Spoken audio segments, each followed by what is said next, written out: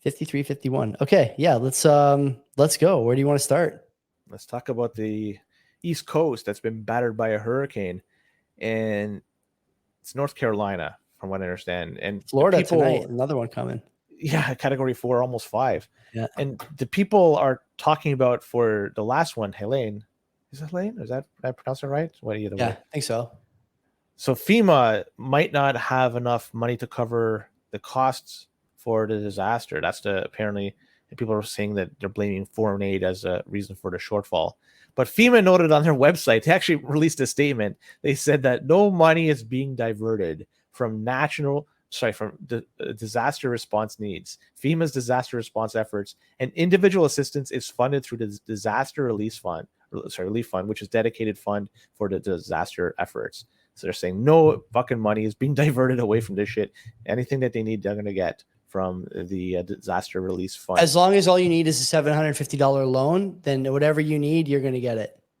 So people lost their homes. People lost their lives. People lost everything. And 750 is what you're like. We've had Hawaii where this similar type of thing happened. It's kind of a UBI in a way, right? It's almost not quite a UBI. It's like, here you go. Like, you lost everything, and here's a small chunk of change to help you start your life. It's so sad. It's just, man, it's terrible. It is terrible. But like on a flip side too, what about people that have absolutely nothing? Yeah. What do they get?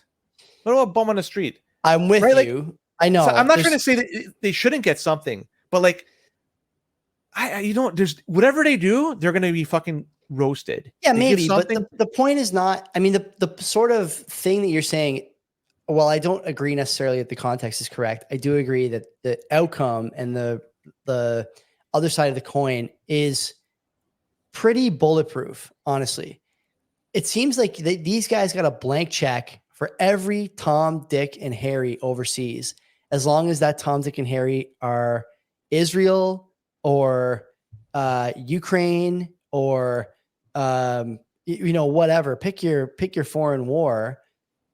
But then when the Americans need it, their own people, the blank check is nowhere to be found. There's no one willing to just dole out a bunch more money. There's no one willing to talk about how these people need disaster relief. Kamala Harris, in her infinite wisdom, what a just stupid woman. I'm going to find this tweet, and I have to pull it up because it's really just like disgusting, actually.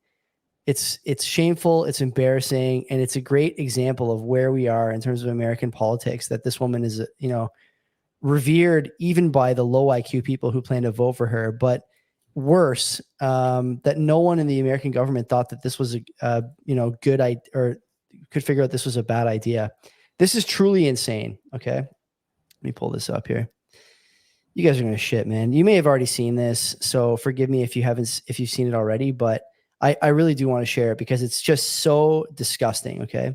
In the middle of what is maybe the largest disaster on US soil in the last 10 or 15 years, maybe longer, and on the brink of what's going to be another absolute bulldozing on the West Coast, the people of Lebanon are facing an increasingly dire humanitarian situation. 157 million additional assistance to people of Lebanon for essential needs. This additional support brings the total U.S. assistance to Lebanon over last year to 385 million. Fuck you, is what you should be saying to that if you're an American. It's not about whether the people in Lebanon are deserving of that aid. It's not about whether the people in Lebanon are experiencing a hardship. It's about who the fuck is supposed to be tops on your list of people who need help. As if there's any debate about this. And then the White House today decides to send Karine Jean-Pierre in a suit that makes her look like she's either supposed to be carrying a Tommy gun and trying to kill Dick Tracy, or that there's 3 little boys dressed up in their father's tuxedo trying to get somebody fired in a 1980s Disney movie. And she goes out there and says that everyone's getting all the money that they're supposed to get. And Ducey, God bless him, once again holding her feet to the fire and telling her, you said on this podium you guys were diverting FEMA money to other causes, including illegal immigration, over the last 3 years. And now you're telling me Hawaii, Carolinas, and what's about to be Florida again, you got $750 for those people? You won't let people deliver aid? Elon is very plainly calling out Pete Buttigieg on Twitter saying, look, if you're not actually doing the things you're doing, you got to prove it to me. and he seems to be unresponsive. The US government is either one of two things. They are grossly corrupt and sending all sorts of money out to all sorts of other places except the places needed most. Boomer brings up East Palatine too. That's right. The big chemical spill there on the train 2 years ago, I think at this point, maybe longer. God, time is flying. They're either grossly corrupt and just literally sending your money overseas constantly and not giving any of it to you, just laundering it and sending it to defense funds and getting it back through super PACs and donations and other, suspect shadowy means. That's the best case. The worst case, like I said last week, is actually not that they're corrupt. It's that they're incompetent. And this is the best response they can muster. This is what the global superpower can do when they're at the top of their game. Is just let you die in a damp swamp while your dead dog floats away and you starve to death while your kids are screaming and shit is just floating around you. And helicopters that want to bring in stuff can't do it. Private planes that want to bring in stuff can't do it. The worst case is that that's the best the government can do. And in either case, you're fucked. You're fucked. And, part of me, when I talk to people about how I want to move to the States, think it's a great country, I see stories like this and I'm like, holy shit, man. Heaven forbid you ever wind up in a situation where you need help from the American government, because they will send it to literally any fucking foreigner before they give it to you. It's shameful. Do you think that FEMA, because people are making claims, and I have nothing to say this is true or not, that FEMA is stopping aid from? It's hard to say. Not FEMA proof. There's at least. I don't think that's true. I don't know. There's an argument to be made that FEMA is trying to restrict the airspace for their own operations. Yes. Maybe, but the problem is that no one's getting help anyway. So everyone on Twitter looks to be saying the same thing, regardless of whether it's in certain parts of the state or other parts of the state, regardless of whether it's someone who's heard something from a friend. Elon's tweeting out private messages he's getting from Starlink staff and Tesla staff in the area. And they're all saying the same thing. There's no help here. We're not getting the support we need. And whether or not FEMA is blocking the airspace for their own operations or not, again, grossly corrupt or grossly incompetent. Either way, you're going to wind up dying cold and hungry when something like this happens. So whether or not they're blocking the airspace, to me, is secondary. The result is the same. And the result is that you don't get the help you need. These guys have one job, right? Like FEMA has one job: federal emergency management. Like that's the whole thing. And this is an emergency. The feds are supposed to deal with it. And what's happening?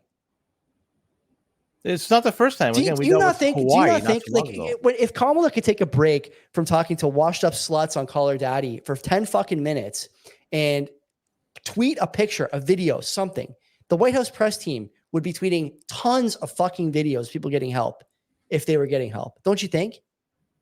Probably. Yeah, and are they? PR. And are they? I don't think they are. I haven't seen anything. But I haven't seen a single thing. So, the proof is in the pudding, right? Like, show me the help that you're giving instead of just tweeting. And literally Kamala going on Call Her Daddy, like to talk to Alex Cooper about. They just don't have the ability to do shit. That's the problem. If they're either grossly corrupt or grossly incompetent, either way, you're fucked. Yeah, exactly. They just don't have the. Everyone points to this foreign aid as being, look at this. These guys are getting that is a bad thing because they seem to be very competent when it comes to giving money to the meat grinder. But they're completely incompetent when it comes to helping themselves. See, that's not entirely correct. It's not just simply they're writing a check and giving it to them. It's like, for example, for Ukraine, for some of the stuff that they get over there are items that the military have that's going to be expiring.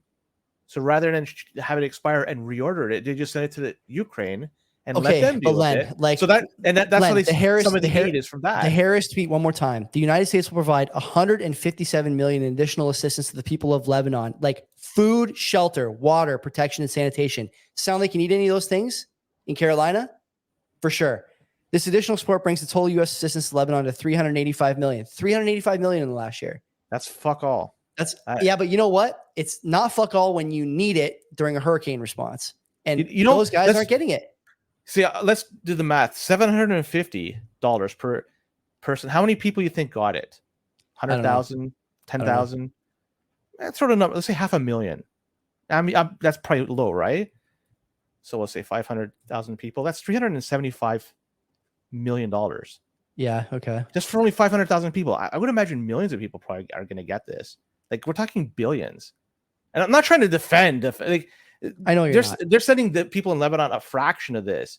Now, they just don't have the ability to deal with this. They don't have the infrastructure. They don't have the ability. It's a disaster. They have the military and all this, but still, it's just they have to wait for shit to subside, water to get down, and the ability to start bringing in shit. Look, like sometimes they just don't have it. Like I know it's a totally different topic. Like Vietnam, think of all the money they spent. Yeah, on that. You know what though? They could not win that war. I think that like it's worse though because these people are so brazenly corrupt. Like the Department of Homeland Security lead, the chair, what is this guy's title exactly? Secretary of Homeland Security. So this guy's got emergency response under his belt. Here's him on Saturday shopping. Like there's a thing to be said about tact and finesse, right? There's something to be said about tact and finesse. Politicians now don't have it. And so when you see roaches like Hillary Clinton, Bill Gates, Al Gore, John Kerry, whining and screaming into their pillow about how Twitter is full of disinformation. They need to control it. It needs to be regulated because of blah, blah, blah. They're fucking lying. They want it controlled so that this picture of this fucking scumbag shopping while people are dying in his country under his portfolio that should be under his management after his team says he's working around the clock. Does this look like fucking working to you? If you told your boss you were working and this picture came out of you, what would he say? Would he say, this looks like work to me? No. This guy, they can't help themselves. And so the question is, at what point does the average American voter say, I've had enough of this?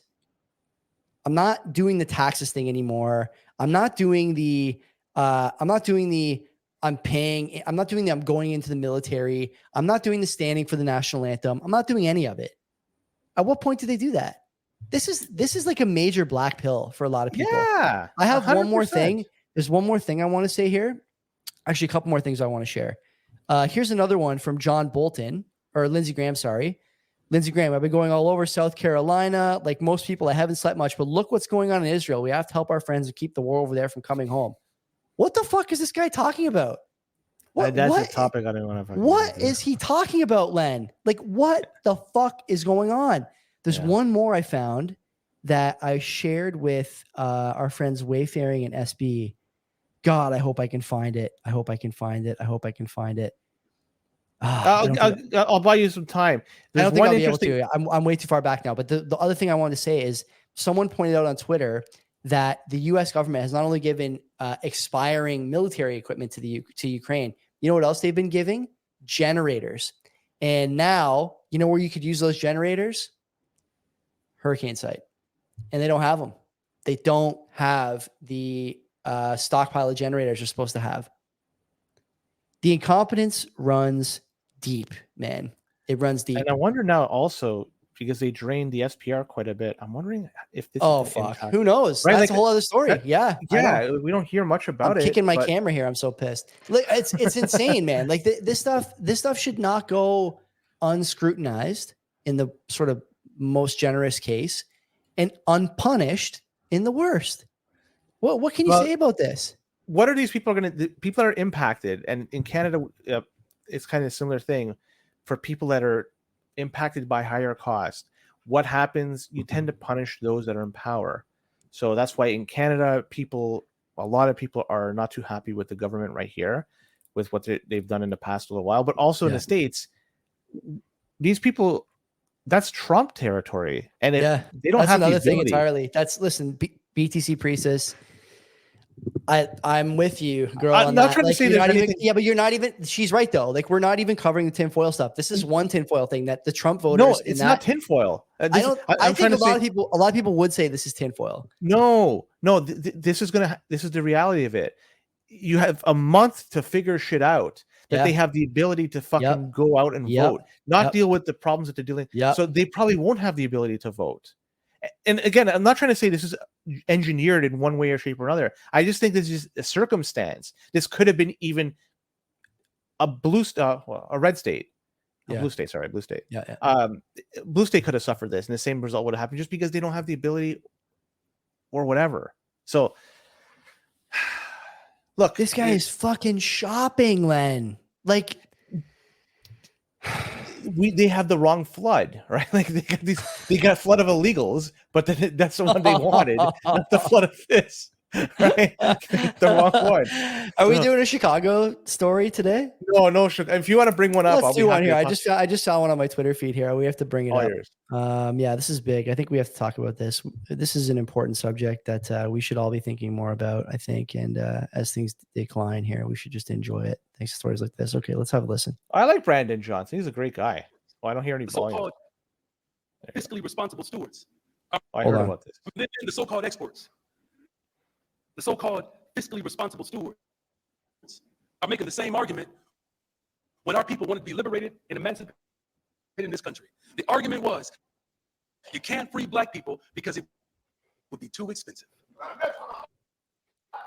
They said that it would be fiscally It's hard to hear it. irresponsible for this country. We have to find out what's going on with this audio, but the story, as you can see, Chicago mayor says balancing budgets is akin to slavery.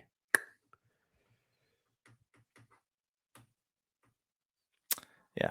Let's move on. What other stories we got? I just want to say Kamala Harris, she's obviously running for president and everything. 6 months ago, Joey, or even say 4 months ago, let's say we'll go back even just 4 months ago, would you think that she would be in this position? Remember the ideas people had of her? Yeah. She's now, it's possible. She's down big on Polymarket, but it is possible. I think Still, possible. it's either person A or person B. Those are your two options. It's a two-party system in the United States. It's possible she could win. Imagine 4 months ago. Think of I always thought she was better than Biden. Did you listen to, I mean, you didn't obviously listen to the Caller Daddy podcast that she did. I have to listen to it because I hate myself. And the clips I've seen are it's like, life is short. Oh God, you're right, Len. I shouldn't do it. But anyway. Yeah. Well, let's talk about the Burr. Because that's Sure. something we should be talking about. This is, because this past week, the U.S. national debt, it jumped up $204 billion in a single day, Joey. $204 billion. That's because at the end of September, that's like, fiscal. Right. Yeah. But still, that equates to 8.5 billion per hour, right? So we could put this into context. I know that dollar for dollar things have changed. It cost United States $25 billion in 1969 to put people on the moon. Allegedly, yeah. I'm going to say they did. But they $25 million to go to the moon. The interstate highway system, $114 billion in 1956. Panama Canal. This is to link two fucking oceans. Cost the US $375 million only. Think about it. $204 billion in one fucking day, Joey. This is the strongest economy in history, Jack. I want some more ice cream. This shit's over, right? There's no way this shit is fucking over. And on top of this, Joey, we had this big jump in the US debt. Yeah. They also reported 254,000 jobs that were added to the economy for the month of September. Unemployment rate went down to 4.1%. Yeah, it's all fake jobs anyway. Government jobs and 32 days, man. Jobs. Yeah, I know. 32 days. That's all I got. Whatever the fucking George Gammon had a great tweet. I think it was George Gammon. If you want to know which direction the economic data is going to go over the next month, just ask yourself which data is, what data points are going to ensure the best chance for Democrats to stay in the White House. There's more to this. You probably know about it, but people that don't. So 159,000 jobs were expected, and so 254 was reported. Also, they revised the July and August reports, and they added another 72,000 jobs for those 2 months that were previously reported. Typically, they revised downward and heavily downward. But for these 2 months, we have this job report and one more coming just before the election. Surprisingly, these came really good. 32 days, Joey. 32 days. Interest rates. They got to be more cuts coming. After seeing this number, right? Next meeting is the day after the election. So that's going to be weird because they won't have a result, and Powell will be out there talking, and all the questions will be about political instability, and Powell might have to carry a machine gun or something. I don't know. It's going to be nuts. The press conferences are always funny, anyways, but that one's going to be really good. I think. Yeah. Oh man, You know I what love happened a week ago? And it seemed like, it. and this happens all the time on our show, that enough time has elapsed. It seems like it happened last year, but the attack on Israel by Iran, all those A year missiles ago that, today. Yeah. no, it happened just this week. The Israel attack. You're talking Oh, about the sorry. Palestine Yeah. attack. The original We're one. Yeah. talking, this happened just like Tuesday last week, whatever it was. But pictures, videos, footages of those rockets coming from Iran or launched by Iranian forces, and some of them going through the Iron Dome and landing in Israel territory. Seemed like that happened so long ago, but that was within the past 7 days, Joey. Now, there's some questions to do if this was, if there was a lot of collateral damage here, be it for human loss of life, injuries, or whatever. But I don't know. I can't say. It just seemed like it looked pretty bad, man. What the fuck? Like, we were on the cusp of some large scale. Yeah. Did you hear about this Iranian general that went missing? And he's part of. It's funny. This is allegedly some Iranian general went missing, and he's part of the Israeli intelligence. He was an agent for them. These guys got tentacles all over the place, man. Man, Yeah. it's incredible. Blowing up It's pagers, got Iranian guys working in the government. Like, it's a bit much. That again, I saw Gandalf tweeted. He's living in Dubai. He's basically like a hop, skip, and a jump away from a war zone. Yeah, it's close. Yeah, and he says he doesn't like it. Like, life is carrying on there. Like, nothing is going on. No one is concerned at all. That's What the are you gonna closest he's do? ever been to a war. I don't know. I wouldn't be sleeping for sure. I'm a huge baby. Yeah, there's no way. Life has got to carry on, right? Like, for those folks. Shit, I guess. Still though, like, it's kind of weird. We are on this like this like waltz into disaster, basically. It's not a shot at Tim there, but and no one seems to know or care. And like, instead, there's I saw this other great video. I'm not going to pull it up, but of a FEMA Zoom meeting where they talk about equity in disaster relief. Like, the top priority should be equity in their disaster relief planning. Like, the military is seemingly unprepared. There's been reports and studies over the last, I think, like year or so, Len. We've probably talked about them on Notable News, maybe when it was going by another name. But the idea that like the U.S. military is woefully under-equipped from a human capital perspective, like everyone is fat and on SSRIs, basically, like they can't fight a war. So, is Lindsey Graham gonna pick up a shoulder-mounted SAM bazooka? I doubt it. Who's flying the planes? Who's getting on? Where's the boots on the ground? I don't know, but they ain't in the U.S. So this Strongest idea that military in the world.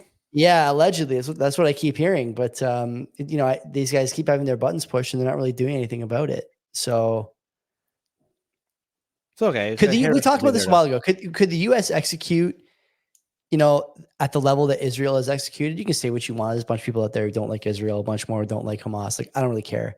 What I'm asking is the U.S. government even as competent as either of these groups? You got one group who, if you listen to all the sort of public-facing analysis, is waging a huge war of many decades at this point, basically living in squalor and operating out of caves. And then you have another group who's, occupying one country in a war zone, who's able to execute stuff like supply line attacks on pagers and high-ranking officials who are actually wearing two hats in enemy countries. Could the U.S. do any of that? Yeah. You think the pager thing? Do you think you pull that off? Yeah, absolutely. I think we kind of poke fun, but they have the resources they have at their disposal. Okay. It's hard to fathom what they do have. Yeah. The one thing we heard from Saifedean? Doesn't he live in Beirut, or am I wrong? He used to. I don't know if he still does. Last time I heard from Saifedean, he was in like a giant online war with Konstantin Kisin from Trigonometry, but I haven't heard from him since. Trigonometry. That's the second time that podcast has come up, and I'll tell you a story after we go off the air about them. Good story. You like this one? Jeep Wrangler and Grand Cherokees. These. I used to love Grand SUVs. Cherokees when I was a kid. Yeah. Yeah, the plug-in hybrid models, because they do offer those for those two models. Sorry, the owners should take notice because they are advised to stop charging their vehicles due to fire risks, and there's going to be a recall of around 150,000 of these plug-in hybrids. Oh man. The issue That is number, that 150,000 number, going to be revised down, by the way, when they realize only 30 or 40 people bought these fucking things. So the issue is the high voltage battery in these Jeeps plug-in hybrids, and they may fail internally and lead to a vehicle fire. This could happen when parked, driving, or charging. Now the parked one is really, people parked is a separate designation from charging, I guess. So you don't even have to be charging it; it can still blow up. Has to be sitting there. It exists, and it could spontaneously combust. Sweet. But those fires are dangerous in garages because obviously your house is going to take it, but also in condos because it's hard for them to fire to get there, and those fires, they burn like hot and crazy. So yeah, this is a problem that we don't talk about a lot with electric vehicles, is that the potential for fires, when they do come out, they're nasty. And it's funny because all of us that are driving internal combustion engine cars, we essentially have like a bomb in the back, like it's either filled with gas and diesel, but we get hit and nothing happens. Sometimes incredibly safe. Yeah, right.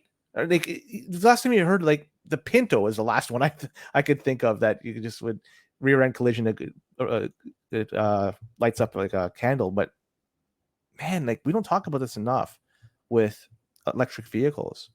And this is a problem. Like, never mind the amount of lithium you have to mine, never mind the amount of cobalt you have to mine, copper that's needed to get these things moving. Did we talk about when the Toronto flood happened? People were saying, like Toronto Police Services were saying they wanted to know if you had a electric car in your car garage, your car park or whatever, because the batteries can go up. Yeah. So that was like, I guess in the summer at this point, right? And it kind of went under the radar because there's just so many other crazy videos of that flood over that week or so here in Ontario. But yeah, I mean, they're dangerous. The batteries are dangerous.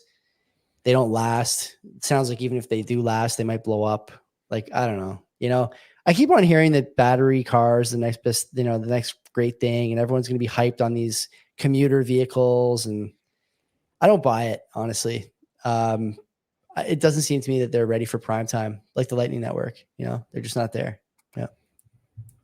If they fill the void, they can, but it's not a total replacement. It's got to be in conjunction with maybe something else.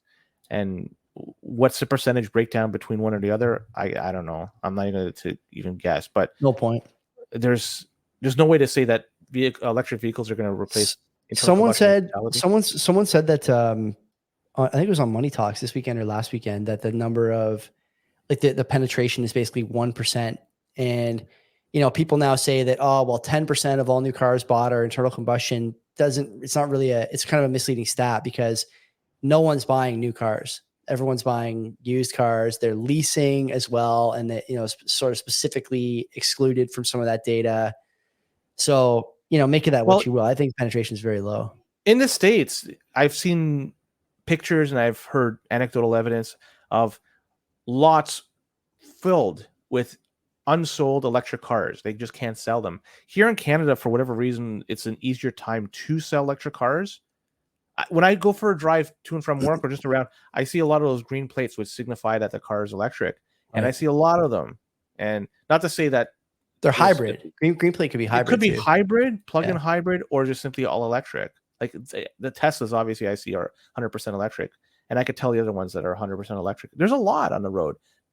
Not 30%. No, but greater than 1% in my opinion. Okay. Boomer says 2.5%. So maybe he's right. Maybe I'm right. Maybe we'll have to find out. Robert Bryce was the guest on Money Talks. Boomer is pointing out in the chat. I would like to talk to him on the show. I have to, like I said, I can't really book too many more guests, but yeah, let's think about getting some of these guys on because it's an important topic. Like in Bitcoin too, you're looking now at energy alternatives in mining, right? Like people buying up. Like Microsoft just bought 3 Mile Island. Yeah. I think a lot of people are looking at energy as a cost that's going to go up over the next little while. And consumers will eventually make that adjustment too, if it's warranted. I just hope they don't run Microsoft Windows on the systems of 3 Mile They run Island. Copilot.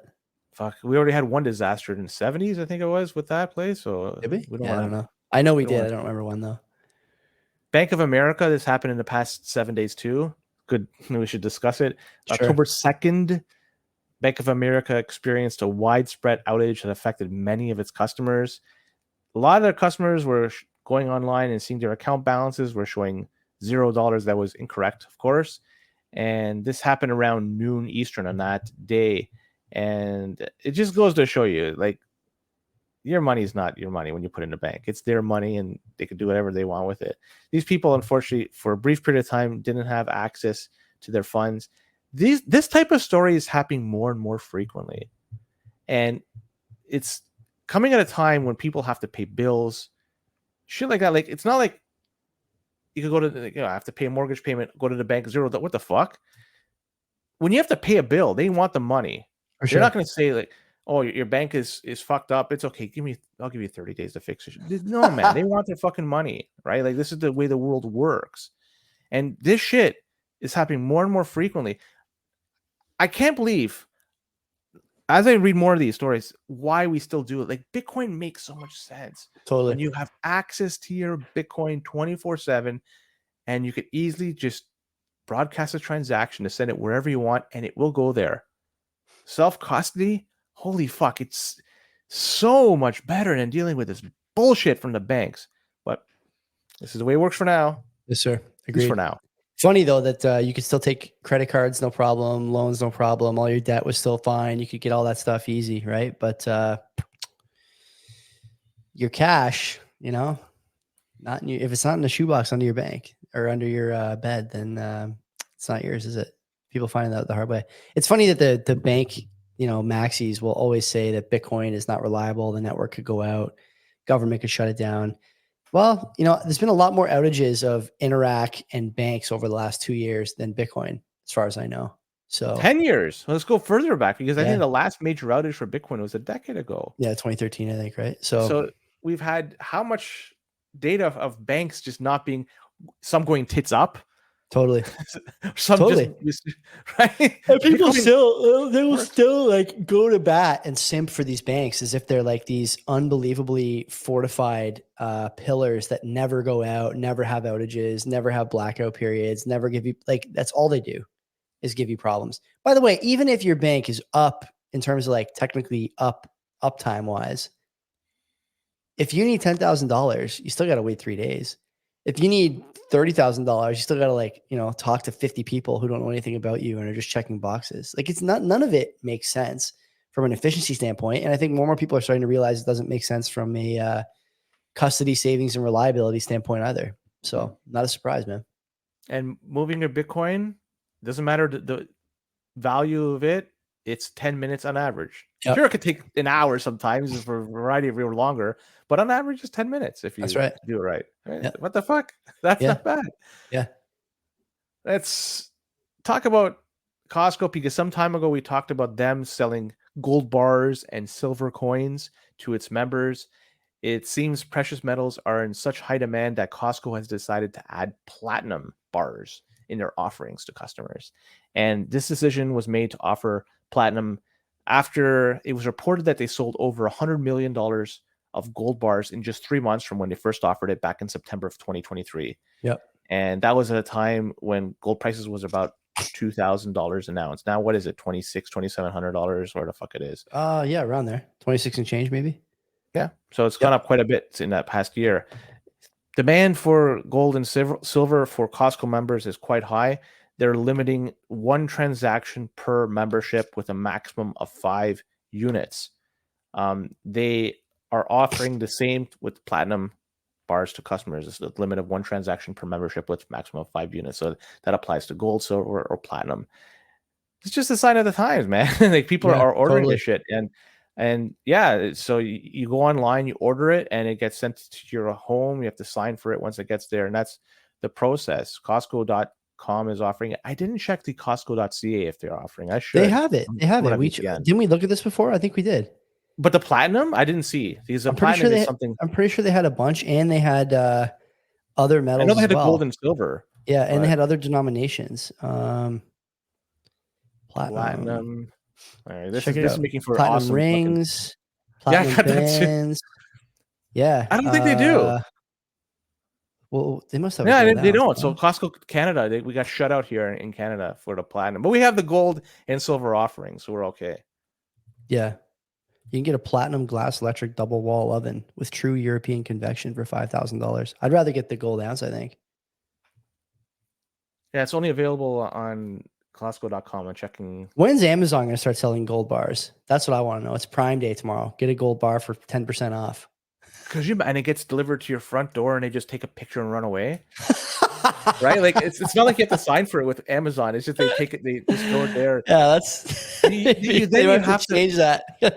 You got to sign up for that service where they give you the option that they could leave it inside your. They go into your house. Yeah, I'll pass. Yeah, on your that. house or Thanks, garage. but no thanks. If Yeah, you go there, what the fuck's my motorcycle? It's gone now. Luckily, they left the bottle of Aquafina that I ordered. Thank you very much for the replacement. Oh God, I love Let's it. go to Notable North. Actually, unless you want to talk about anything else in nothing comes to mind. I got everything off my chest when it came to that hurricane relief shit. So let's go on. Be very brief on this next one. Mark Zelmer. This is a senior fellow at the C.D. Howe Institute, and he was also once the deputy superintendent at the Office of the Superintendent of Financial Institutions. So this guy was a senior official in finance for the Canadian government. He's now raising alarms that Canada needs to be better prepared for the risk of the bank run as that risk continues in Canada. Mm. This is scary. Now we're hearing the potential bank runs in Canada. We've talked about it. Everybody's talked about it. I think that this fractional reserve thing means that once you put your money in the bank, all it takes is for some whales, quote unquote whales, to get their stuff out of the bank, and everybody else is kind of just get an IOU from the central bank. What do we do? Like, I've talked about this at length. I mean, I'm not going to go any further, but I'm not sure if you want to add any flavor to this. But I just find it interesting to hear this guy that used to work for the government of Canada talking like this and just saying fuck. How does a bank run look in Canada? Like it's so tightly controlled here that I think that if there was ever even a sniff of a real bank run starting, the government would get out in front of it immediately. And what does that mean when the government gets out in front of it? Provide liquidity to the banks, or put in new regulations, or as we saw in Australia, start to criminalize anyone who starts tweeting about the dangers of leaving money in the bank. Like they would get in front of it for sure. There's just so few options here in terms of banks that have the cash that would make a bank run a legitimate threat. So what does that do for confidence in the banking system or the value of the Canadian dollar? Oh, it would tank, but I mean, those things are tanking all the same. The question is, is a bank run the first step or the last step? I don't know. Like that's the other, the sort of other thing I've been. No, it's not. It's far from the last step. It's going to be one of the dominoes. I think you're right. Yeah, I think you're right. But I think some people would disagree. Some people would say a bank run is the last thing on the list. It's like the thing that's over the top. It would be made whole. The customers would be made whole, and that would be part of the process to get where we all think this will end up getting to. And it's possible that this is. I mean, what does it take for a bank run to happen in Canada? Is it just that's what I mean? I don't know. Pensions? I think it's going to be there's just some big accounts saying I don't want to deal with these banks in Canada. Do you think a bank run is a legit concern, or do you think this guy's maybe a little over his skis? I think it's a legitimate concern. Like if that happens, if one of several of these large accounts to say I'm going to move my stuff to an offshore bank for a variety of reasons, I think that's going to be it. What, like these large pensions say I can't deal with it here, like I'm going to move it for what the pension is a big one. Yeah, that was a big one.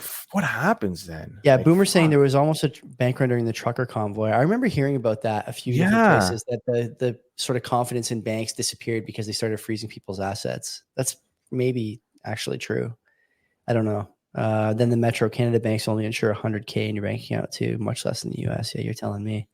So I don't know. Yeah. It's That number is going to things. increase. Yeah, it might, but like nominally, it's not. No, going I to. think it's going to be substantially. I think it's going to be a 2x, 3x, 4x in terms of the protection. It only No, I'm makes saying sense. no in nominal terms, yeah, but in real terms, no. Oh, you get because as the wreckage of the valuation of the Exactly. currency continues, Yeah. yeah. Canadian Tire is under a lot of scrutiny these days because they've been hiring temporary foreign workers for retail jobs. Absolutely ridiculous, embarrassing. It is, and there's a lot of people. Like if you look at young people and the unemployment rate that's associated with them, it's the highest it's been for years. So a lot of younger folks are having a difficult time finding employment. Everyone has seen pictures and video footages of when there's a job opening for somewhere and the lineup is huge. Yeah. Those are that's all the people that are trying to apply. So the young people are in competition with those people and their peers, immigrants, everyone else that's just trying to apply. Then you have Canadian Tire on top of this. They're going ahead for these temporary foreign workers. Now, I'm gonna. It may be embarrassing. If you are a shareholder of Canadian Tire, they're doing. I can't believe I'm going to defend them. We're all shareholders. Right, It's Canadian Tires in the pension, right? there you go. They're doing Pretty sure. great thing for Canadians. They're doing the right thing because they are getting the most value for their dollar. They're trying to get for $1, they're trying to employ as many people as possible. Yeah. And that makes sense. They're working within the confines of the rules, the laws, procedures, regulations, you name it. So we could be upset with them, but this is capitalism. They're taking advantage of what's available to them. And in one way, good for them, but another way, shame on them. Yeah. So yeah, they're taking a lot of flack. I don't think this is not going to be the last big company here, but this Tim Hortons obviously has come under a ton of scrutiny. There's some other good ones that we've talked about, like mechanics. You need special mechanics to take care of stuff. You need LMIAs for that. Fortino's near my house has tons of clearly Indian newcomers who are working in the cashier, like as a cashier. I've said this before on Twitter. I'll say it again. You have to go to local businesses and pay a premium to keep those guys around, because if you don't, your neighborhood will turn into a Century Initiative freak show. You have nothing but LMIA abusers, huge companies giving you shit service, shit products, terrible pricing, not contributing to community support, not contributing to cohesion, not contributing to anything that makes a place a good place to live. And Canadian Tire should be ashamed of themselves. How far have all these companies fallen? Tim Hortons and Canadian Tire are like staples of Canadian culture, and neither of them gave enough of a fucking flying fuck to think about, well, maybe we shouldn't sacrifice all the capital we've earned with people, all the reputation we've earned with people, and just hire locals to work at the store for a little bit more money. Canadian Tire used to be a place where you could like have a career and retire, you know? Tim Hortons, I don't know, but Canadian Tire was for sure. And now, you know, Tim Hortons was purchased by, was it the people that own Wendy's? Burger King? Yeah, sorry, Wendy's. Yeah. So they lost their identity. It's been sold again since then to a Canadian consortium Brazilian. So like they're so far down now, they're no longer synonymous with being. Oh, totally. Canadian, I totally agree. But like those companies Canadian know. Tire is under the hand. I don't know what's up. I don't know what's up with them, right? Canadian Tire is owned. It's the same people who own Mark's Work Warehouse. That's right. Yeah, there's Sport Check. Yeah. Who owns it? Sport Check owner. No, it's Canadian Tire is the brand. They own Mark's Work Warehouse, Helly Hansen, FGL Sports, Sport Check Atmosphere, and Sports Experts. Yeah, so they're running a pretty big conglomerate of Canadian retailers. I mean, the thing to keep in mind, steady, is that they just refuse to pay, and Canadians are not working, and they're suffering for it. And we're bringing in people from overseas who are faking that they're students, and they're taking jobs from. They're faking it. Some are, some are not. I'm not Yeah, going to. they're all faking it. Some of them know they're faking it. Other ones don't know they're faking it, but they're all faking it. Getting a restaurant management degree from a place that has an apartment on top of it is not an education. And everyone There's involved some at seems university and stuff. yeah, it's Like bullshit. they're legitimate. Those people are not taking Canadian Tire jobs on LMIA, and like Why not? because they have better shit to do. If someone's going to Mac, they're not working at fucking Canadian Tire for $8 an hour and giving away a bunch of their money to stay in the country. They don't have to. Their path to citizenship is clear thanks to McMaster. I think that you're overstating how easy it is for these people to get by. I think there's a lot of people out there that students, they don't have jobs and they're just getting anything that's available to them. But going to Mac and working on LMIA are two different things. LMIA is when you're like tapping into the foreign worker program, not a student who wants a job. Oh, okay. So so like a student, I don't know the whole process, but if somebody comes here in a study permit, are they part of the whole LMIA process? I don't think so. See, this I don't know, and I'm not going to exclude those. When I say though, I mean it's somebody that goes to Mac, foreign student that's taking, they're majoring or whatever, double majoring, or they're getting an honors, what the fuck it is. I'm not going to say that they're a fake student. They're there. They're just as legitimate as anybody else, I think. And that's going there. That's in my opinion. Maybe I'm too light on it, but we should find out. We should bring on an immigration expert and talk to them about all this stuff because it comes up almost every week. I think there's still some gray areas for you and I where we could probably do better pinning down exactly what's what. And I would like to bring somebody on. Maybe I'll find someone. Is Mark Miller around? I don't think he's available for the Canadian Bitcoiners podcast, unfortunately. He is available he is available trying to convince Steve Soretsky that he's doing a good job, but he's not available for us. Okay. Would you bring on a minister anyways? Like I wouldn't personally. I would love to chat with a cabinet minister. Yeah. Especially a senior one. Like it'd be he's as senior as he gets as far as cabinet ministers, right? Like that's a big portfolio. Finance is probably the most senior of them all. Oh, maybe. Yeah, sure. Okay. And I guess I'm going to end it on one last thing, because last week we were talking about the number of asylum claims in Canada. Mm-hmm. And I was mentioning that the Mexican asylum claims led the league a decade ago. And I was thinking that they probably don't have that many in the past little while. I was totally wrong.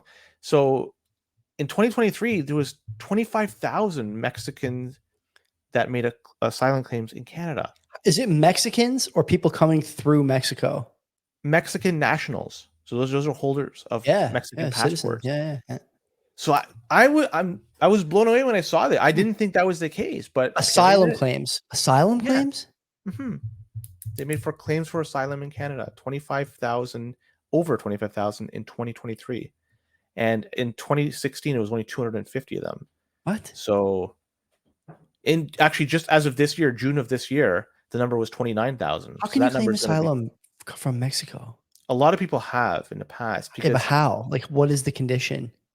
It could be because you're persecuted because you maybe said something about the cartel. You brought up some information and there's nothing to say. Maybe. Yeah. 25,000 people did that, you think? I don't know what is you that. See what I'm getting? You see what I'm getting at? No, I get it. Yeah. I'm just trying to give you what is what is a viable claim. I'm trying to say, like, and there could be more to it. Is sexual persecution a thing in? I don't know. I'm not sure. Like, will they hate you if you're gay over there? I'm not sure. I don't know. Yeah, I don't know. So there's a lot of things I don't know, and I don't want to try to connect dots here because I just, I'll make a fool of myself. There's no point. Yeah. But I just, in terms of numbers, I just wanted to bring that up. I thought there wouldn't be too many. I was wrong. There's quite a bit that did make a claim for asylum from coming from Mexico, which is interesting to say the least. Yeah, to say the least. I have nothing to add on that. It's just another data point. That's all, right? Boomer in the chat asking how long until we go the other way. I don't know. 5 years. We're saying how long is it? And I joked about it like 20 years ago or so. I said, you know what? Because I hate the cold. I said, I'm going to go there and make a claim for asylum because I hate the winter. To make an asylum claim, you have to say the winter hates you. Oh, then you can go. Yeah. Don't fuck that up on the form. They'll turn you back. But and I always did that tongue in cheek, and but fuck, man, the way things are trending, who knows? Maybe I know, but who knows? Anyway. Some parts of Mexico are really nice. Other parts, I love Mexico. My dad's got a place down there. I go anytime I get a chance. Yeah, Nothing. it's a good I mean, spot. I can say Good that. spot. Yeah. Let's end it. Let's end it. Let's good. get out of here. Yeah. So no live show Wednesday, but there will be something out on the YouTube channel and on the podcast feed on the usual times this week, or the usual times this week. So I hope you enjoy stay it. tuned. Yeah, stay tuned for that. And until next time, take care of yourselves. And don't be a cock.